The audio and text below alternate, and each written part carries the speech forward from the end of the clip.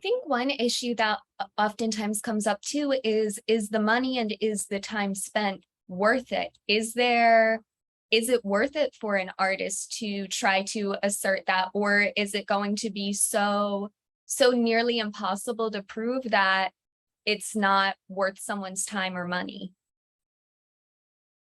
I got kids to put through college. It's always worth the time and the money of a lawsuit. I was going to give you a lawyerly answer, which is like, it depends. Yeah, no, some of these questions, like, I think the question with the Andy Warhol case is, an important one. Does Lynn Goldsmith have enough money to take this case, through the Second Circuit back to the Supreme Court? Yeah, she's a pretty successful photographer, but even for her, this is expensive, right? Even for Lynn Goldsmith, like, this is not a cheap fight. And I tell innovators, I work with innovators here in Atlanta a lot, mostly patents, but sometimes copyright, sometimes trademarks. And I tell them all the time, one of the things you want to think about when you're securing intellectual property rights, whether it's a trademark, patent right, or copyright, how and when will you need to enforce it, right? Enforcement of these rights is equally a critically important question that you want to think about on the front end, rather than you get to some endpoint. You're like, oh, I need to sue them, but I don't have any money, right? The enforcement of IP, particularly in copyright, I will say, people think patent law is hard. Copyright law is a little bit harder because the lines are blurrier, to use a blurred lines kind of, pun here.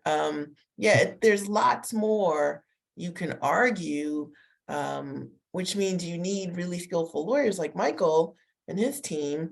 And like he said, he's got kids to put through college. He's not cheap. So at some point, you're going to have to get a legal team that, will be costly, or the fight is like 10 years, right? Like, it's not in 2 years, this matter is done. No.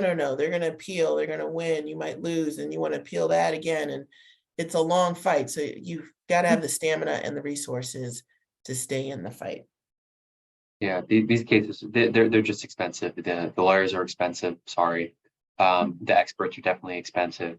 I can imagine that the people that are starting to think about this really carefully is whether this is covered by various insurance policies. A lot of times copyright infringement is not, but if you're running an AI generated image business, or if you're running an image business in general, you're starting to think about this, and you're starting to think about your insurance coverage as it relates to that. Because if you have a contract that says, insurance company, you're going to reimburse me for legal fees associated with XYZ if I get sued. And if that XYZ includes copyright infringement associated with AI art, either very explicitly or implicitly in a claim, then you've got the ability to take it pretty far, because the insurance company is potentially is paying the fees associated.